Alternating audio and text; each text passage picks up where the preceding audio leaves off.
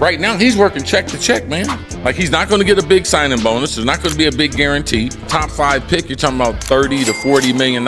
And then it sets you up for that next contract. Any day they want to get rid of him in the week, they can get rid of him. And it's really tough when they draft someone at your position because only one quarterback plays. It's not like wideout. And then in the 3rd round, they drafted Dillon Gabriel. I think either Shedeur or Kenny Pickett are going to start. I think they're going to keep Joe Flacco around just long enough to give him some seasoning.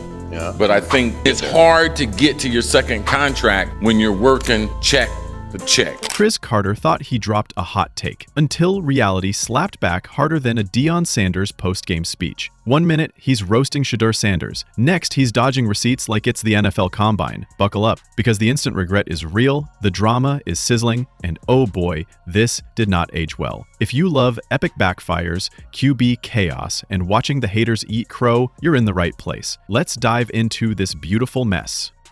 That I was going to be getting in the car with his driver right after they'd been driving him and his brother around for 2 days. The things that the driver said, as far as the way he conducts his business, the way he takes care of himself, the way he bosses his brother around to make sure that he's not late because he could do some things that aren't as timely as Shedeur. So a true CEO coming down every time he called him, he was 5 minutes early. The way he was preparing his dress, his wardrobe inside the car, things he talked about with his brother, the seriousness with which he conducted himself, like all these things, like he was just bragging about Shedeur. And man, I drove him for 2 days and the kids. Cris Carter must have woken up, poured himself a bowl of hot tacos, sprinkled it with old school ego, and thought, yep, today's the day I say something outrageous about Shedeur Sanders. Because why not? The man had one job. Say something bold, get attention, move on. But instead of dropping a mic, he lit a fire, and then immediately realized he was standing in the middle of it, wearing gasoline cologne. Let me tell you what he understands today. Okay. He ain't running. Okay? Yeah. Let me tell you what, they taught him a great lesson. Like, you don't have this figured out. Your dad don't have this figured out. So for his job interview, he was so concerned about, what his outfit was. His necklace was over 100 grand. Like, he hadn't even convinced people that you're the face of our franchise. Matter of fact, he had convinced people that they were better off going in a different direction, even with people who had lesser talent. And his family, they overplayed their hand. Them thinking that he was in the same evaluation mode as Eli Manning, they didn't play that right. Now, let's be honest. When someone throws shade at Shedeur Sanders, you expect it to come from bitter rivals, insecure trolls, or that one uncle who still thinks quarterbacks should wear neck rolls and call plays by fax. But Cris, this was different. This was like watching a retired chef walk into a 5-star kitchen and insult the sous chef while holding a microwave burrito. Shedeur Sanders has 2 things going for him. And don't kid yourself, this is how the league works. The owner of the Cleveland Browns, Jimmy Haslam, is really impulsive. And in a quarterback room with 0 star power, except Shedeur Sanders, he's going to get a chance. He is desperate to be recognized and for star power. Cleveland's roster is the weakest easily in the division, and the early schedule is brutal. So my prediction, you start looking at that schedule between weeks 7 and 10, Shedeur Sanders is going to get a shot here. Shedeur's on this roster because Jimmy Haslam wanted him on the roster. Shedeur didn't just show up to play football. He showed up with a legacy, a father who literally built a spotlight from scratch and installed LED upgrades, and a stat sheet that makes seasoned QBs break out in hives. The man transferred from Jackson State with a mission: prove he belongs at the highest level. And what did he do? Just rack up yards, break records, command an entire locker room, and turn Colorado into a front-page drama series. But sure, let's pretend he's on the verge of getting benched. That tracks? Pickett should be the starter if you look at potential, understanding the NFL offenses. Gabriel's a 3rd-round pick. Why wouldn't he be the backup? Flacco is an emergency, a Band-Aid. If you start hemorrhaging out blood and everything, Flacco can stop the bleeding. But Shedeur, he's gotten 2 speeding tickets. Like when he came into the locker room, we'd be talking about, hey, listen, hey, dumbass. I'd be like, hey, this Drew, is the kind of stuff to get you cut. He's the only 5th-rounder that we're talking about. The police video camera wouldn't have been on, all those things. But what you get paid in attention, is it fair? No, it ain't fair. But what you get paid ain't fair either. And anybody would be willing to take it. Cris Carter's take wasn't just wrong. It was the kind of wrong that makes you wonder if he mixed up Shedeur Sanders with an actual bench. Or maybe he thought he was commenting on a different universe. One where Deion Sanders is a golf coach and Shedeur's busy running track. Because in this universe, Shedeur isn't losing the QB job, he's practically stapled to it with industrial-grade bolts. And the reason? It's not just about talent. Though, spoiler alert, the kid's got more arm than a Marvel villain. It's also about presence. Shedeur walks onto the field like it's his house, his rules, and everyone else better wipe their cleats before stepping on his turf. That kind of swagger, you don't replace that unless the replacement is a cloned version of Patrick Mahomes raised on Red Bull and revenge. But Cris didn't stop at casual critique. No, he came in swinging like he had something to prove. Maybe he thought the internet forgot about his own on-field fumbles. Or maybe he just missed the taste of public backlash. Either way, he underestimated one crucial fact. You don't come for Shedeur without receipts. And boy, did the internet have them, because just as Carter's words started sizzling on the airwaves, something glorious happened. Reports surfaced that not only is Shedeur the unquestioned QB1, but there isn't even a QB2 within binocular range. The kid's been grinding harder than a TikTok influencer chasing algorithm approval. Film room? Live there. Practice field? Owns it. Leadership? Let's just say the locker room doesn't see him as the coach's son, they see him as the guy. Right? Them trying to narrow the teams that he was going to go to, that didn't do right. Not working out the combine, that wasn't the right thing.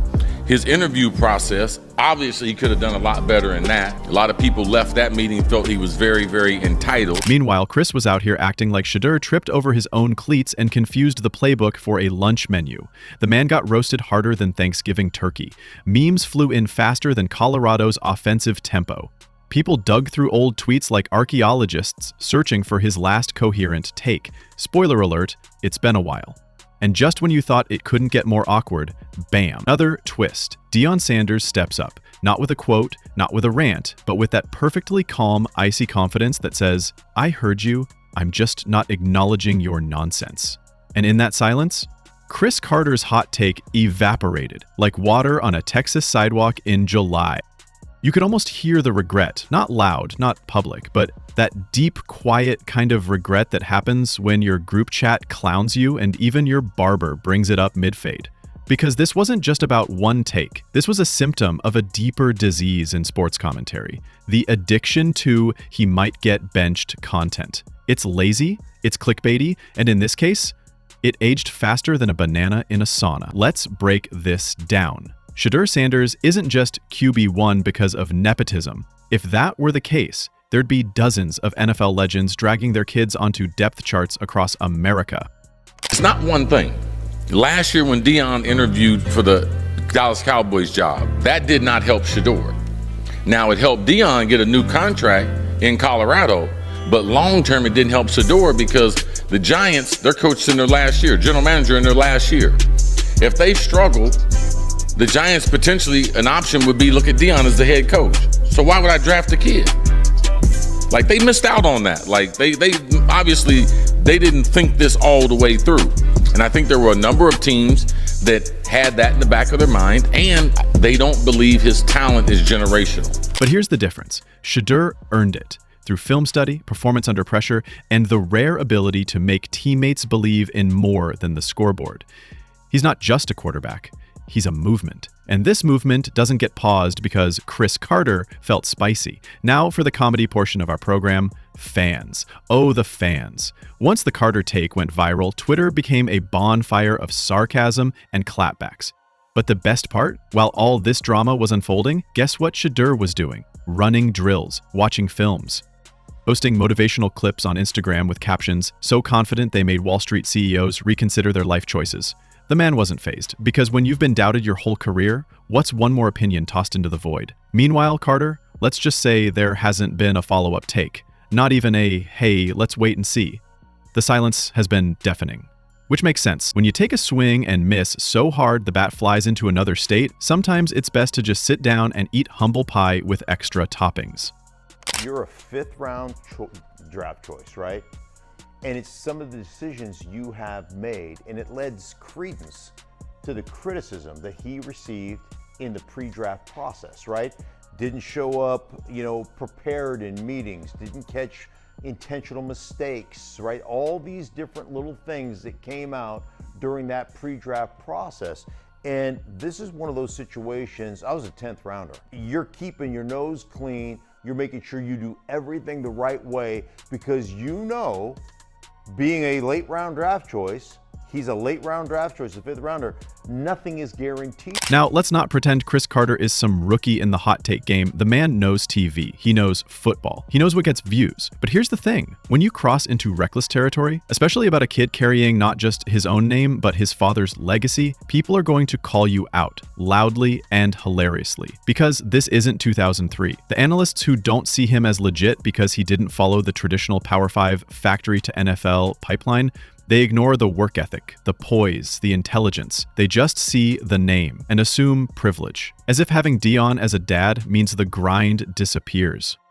Newsflash, it only made it harder, because now he has to be great, not just good, to avoid every jealous commentator dismissing him as daddy's favorite. That kind of pressure would break most QBs before the first snap. But Shedeur, he turned it into fuel, and Cris Carter just accidentally lit the fuse. Okay, very quickly, everything you need to know about Shedeur Sanders going to the Cleveland Browns. He can win the starting job, so in theory, it is a dream delayed, not necessarily denied. I was drafted to Cleveland. I know that city and I know that franchise well. The Cleveland Browns depth chart at the quarterback position. Deshaun Watson coming off an Achilles, and the ownership group has publicly criticized him. Joe Flacco, I believe, 38, 39 years of age. He is not the future. You have Kenny Pickett. Kenny Pickett, a first-round pick of 3 years ago that the Pittsburgh Steelers gave up on after 2 years. Then you have Dillon Gabriel. Dillon Gabriel, a rookie this year that Shedeur Sanders was better than in college. Shedeur can win that starting job. I believe he can win it halfway through the season. I don't suggest he'll start. In fact, let's go ahead and crown this entire saga as the perfect case study in say less, do more. Cris said more and instantly wished he hadn't. Shedeur did more and didn't have to say a thing. It's poetic, almost Shakespearean. Except instead of tragic death, we got Twitter memes and a quarterback with more confidence than a room full of reality TV stars. But the irony still bites.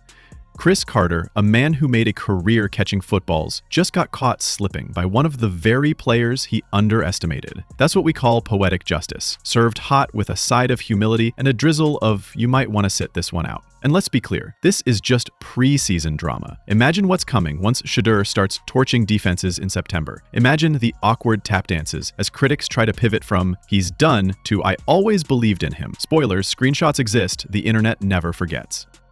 You get these coaches that are not accustomed to dealing with or having conversations with individuals at this position that have a certain snack, crackle, pop to them. Right, I feel you. They're not. Yeah. They don't walk and talk like the quarterback position. That's the only thing they've ever coached. They've only coached this type of quarterback. So they're not used to a dude rolling in there, probably got the big old chain on, and he got the swag with his hat and his glasses. He ain't even had that on like that. No, but I'm saying, in their mind, they see that, and he's smiling and being himself. They're not used to that. So if you're keeping score at home, here's the final tally. Shedeur Sanders unbothered, undefeated in the offseason, QB1 with enough swagger to headline a Netflix docuseries.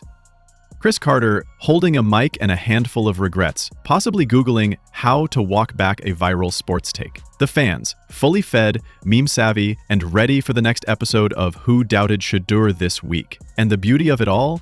This isn't over, not by a long shot. Because as long as Shedeur keeps showing up and the haters keep talking, the entertainment writes itself. Just ask Cris. Well, after he finishes wiping the Twitter roast marks off his legacy, so what's his excuse? How do you go from Hall of Fame route runner to sideline sniper with a short memory?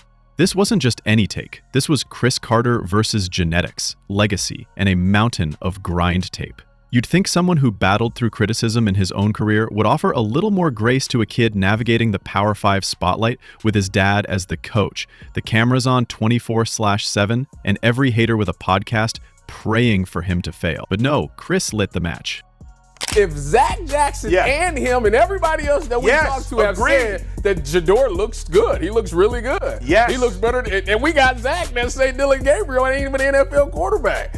That's true. So how is it that this man can't get a rep with the ones, but that non-NFL quarterback can? We all what agree with sense that. does that make? It makes no sense. Clearly, the guys running the team disagree with us.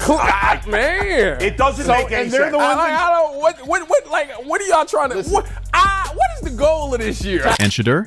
Oh, Shedeur turned it into fireworks. While Cris was busy trying to predict a QB battle that doesn't even exist, Shedeur was somewhere dragging weighted sleds in 95-degree heat, casually throwing 40-yard lasers in scrimmages like it was light cardio. While the internet debated his fate, Shedeur said nothing. Just let his offseason training videos do all the trash talking. Full field reads, zip on every throw. Footwork so clean it looked like someone CGI'd Peyton Manning into Deion's backyard. No drama, no reaction tweets, just grind. This is Deion's son, yes, but also the player who earned every snap last year on a team with zero pass protection and a media circus trailing him from kickoff to kneel down. Cris forgot that this isn't just football, it's personal. This is family. Brand empire. You don't casually suggest that Shedeur's losing the QB job unless you're ready to bring real receipts. And when all the smoke cleared, turns out the only thing Cris brought was a lighter and a whole lot of regret. Season. The question, though, is this. Being in Cleveland, a team that is very hungry for success, will they have the patience for Shedeur Sanders to ever materialize? And Shedeur, now it's on you. It's time for you to materialize. It's time for you to go to work. You're a rookie. And worse than that, you're a rookie 5th-round pick. Now it's time to just grind and make sure you remind everybody it is a dream delayed. It's not a dream denied. By the time those workout clips hit Twitter and camp reports started leaking Shedeur's dominance, Cris Carter's take aged like milk in the sun. The memes came fast. QB1 forever. Cris, blink twice if Shedeur made you delete your tweet. One fan even said, next time Cris Carter speaks on QBs, someone hides his mic. And honestly, facts. Someone put his analysis in timeout until further notice. Because Shedeur's job? Oh, it's safe. Drop your take in the comments. Was Cris out of pocket or just bold enough to say the quiet part out loud? Either way, he picked the wrong QB to count out. And Shedeur? He didn't just clap back, he clocked in. This has been a masterclass in premature analysis, a TED Talk on why it's never a good idea to underestimate Sanders, and a glorious reminder that instant regret is always one take away. Grab your popcorn, Shedeur season's just getting started.